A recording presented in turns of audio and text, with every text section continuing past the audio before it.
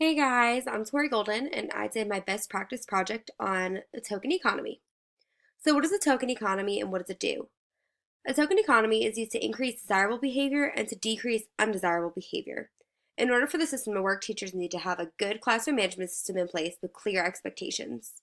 This can be used for students who are trying to understand the connection between their actions and their reward. A token economy is essentially a way to reward students for their good behavior by giving them points, stars, check marks, tickets, tokens, or any type of visual for the students to exchange for a prize or something that they want to receive. Many teachers actually use a money economy, which is actually very similar to a token economy.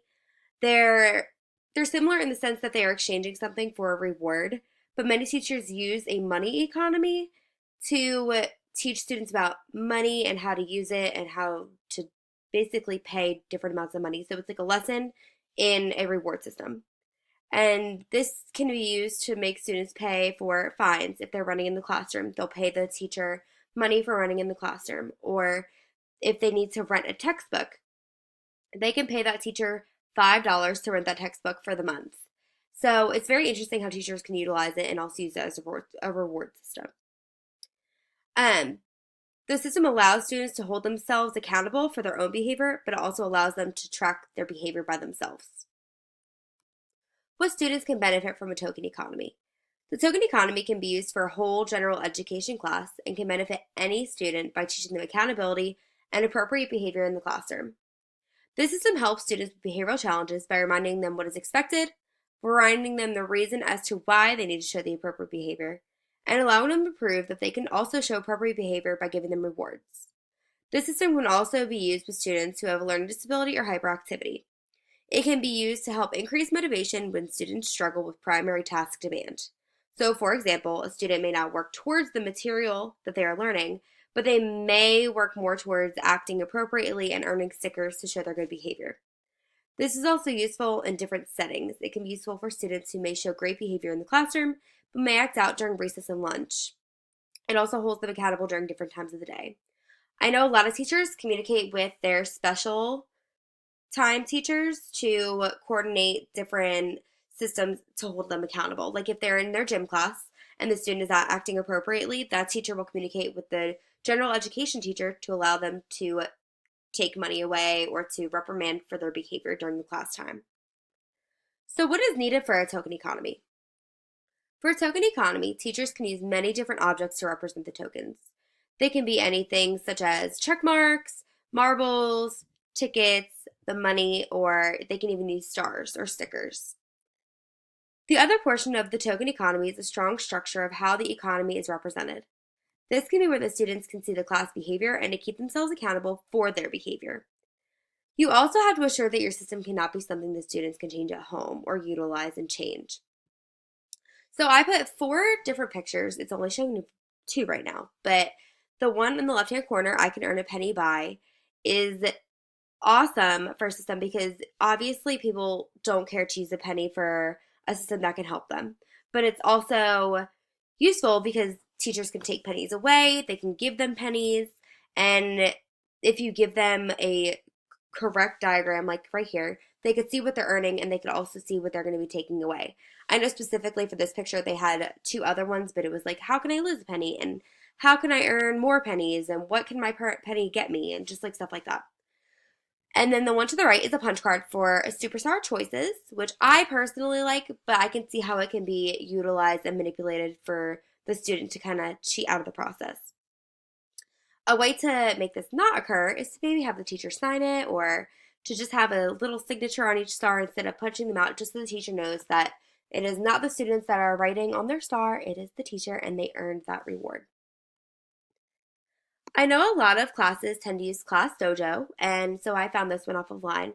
Basically, the students earn very positive behavior points throughout the week, and at the end of the week or the month or whenever you would like to decide to reward the students, they would get that prize under the amount of points.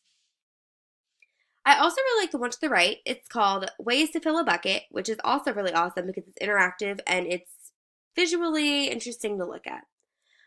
Students can see the rules clearly underneath the rules of what the students should be doing to earn their popcorn. So when they are showing good behavior or they're doing what they're supposed to be doing, they'll walk over to the bucket, they will get a piece of popcorn and put it in their popcorn bucket. And when they fill up that popcorn bucket, they will get the reward that they would like. I think this is awesome because it's kind of a reward in itself. If the student's like, oh, let me go put this popcorn piece in the bucket because the teacher just said I did so awesome, that's also kind of a reward in itself just to get up and do that movement. For the procedure, step number one, select the behaviors rewarded. So, what behaviors are you trying to reinforce? Are you trying to reinforce them to turn in their homework on time? Are you trying to reinforce them to stay on task all day? Basically, just different concepts like that. Step number two, state the desired behaviors in specific and observable terms. So, this is to positively vocalize to the students and to show them a positive effect on their behaviors in very specific terms that are on their level. So you want to tell the students what they can do, not what they cannot do. So if you are writing your list of rules, you want to make sure that it's positively written in the sense that you could use words like, you can listen to the teacher while the teacher is talking, not do not talk when the teacher is talking, because that is making it a negative thing and you want to always stay positive. Step number three, decide how you will measure the behaviors. Will this be by time, percentage? How often will the student show the behavior? I know a lot of teachers use time to do something like, oh, how long are they showing this behavior throughout the day? Or how often is the student showing behavior? And that's how they measure their behavior as well.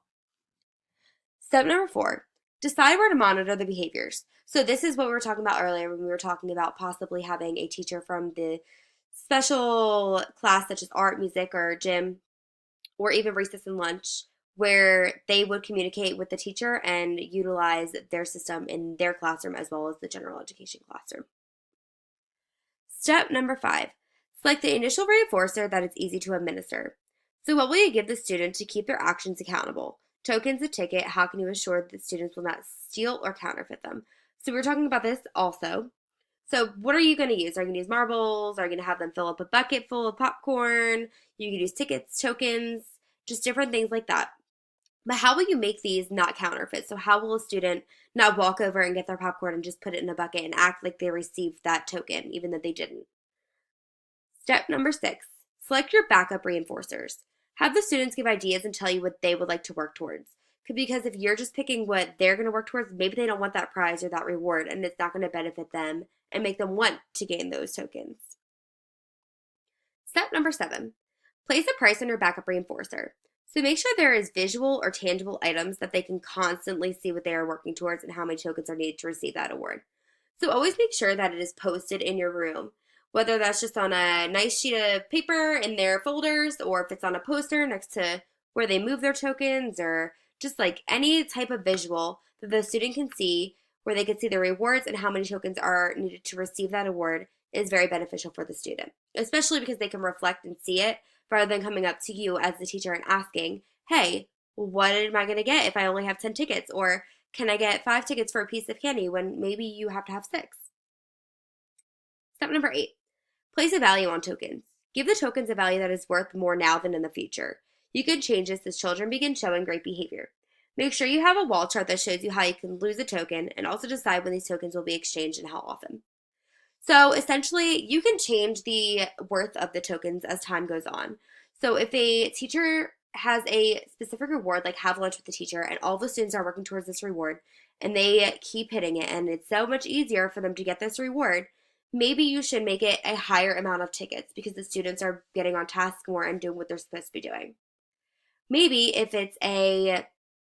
or if they're not showing the behavior as much, maybe you should lower the amount of tickets that the student can gain those tickets and make sure that they can reach that reward, but then maybe they'll be putting more effort into the day. You want to make sure you have a wall chart that shows how you can lose a token as well. This is so the students can see, oh, this is how I gain one, and this is how I lose my tickets. So if I don't do what I'm supposed to do throughout the day, I'm going to lose a token. Just so they can see and reflect back to those lists of how they can lose one and how they can gain one. And you also want to decide how often they can be rewarded for these tokens. I know a lot of teachers tend to do like every Friday or at the end of the day, or just whenever the teacher feels it is the appropriate time for the students to use the rewards is when they should do it. Step number 9, start your program. Explain the system to the students in a way that they will understand. So when you begin the program and you sit down, you tell them, I'm going to do a token economy, you want to make sure that they understand what a token economy is, because they might not even know what an economy is. So you might have to explain that in simpler terms and just say, we're going to use a reward system for students for showing good behavior. And just explain to them what that is in more of a basic terminology for them. Step number 10, periodically modify your system to wean your students from the token economy. You're using the token economy to have the students show awesome behavior. So eventually you're not going to want to use the token economy because the students are just doing what they're supposed to be doing at all times. So you want to modify your system to try and wean the students off of what they're supposed to be doing. So this can be just lowering the amount of tickets if they're starting to hit the reward, take away different rewards, time goes on, just different things to modify your system. So below I have the 3 questions for you all to answer. I will post these on the Blackboard page as well. But for number 1, list the steps and describe how you would use each step in your specific classroom. So when you're looking at this procedure, I want you to relate to how you would run your classroom, how you would run your own token economy, and just kind of answer the question step by step. Number 2, look at how the system is implemented. What is the strength and what is the weakness of the system? Number 3, if you have a student in your classroom that does not respect the system and does not use correct classroom behavior, what can you do to change the system to make it work? These are the 3 questions. I'll post them for you all to answer, but thank you all for listening about the token economy.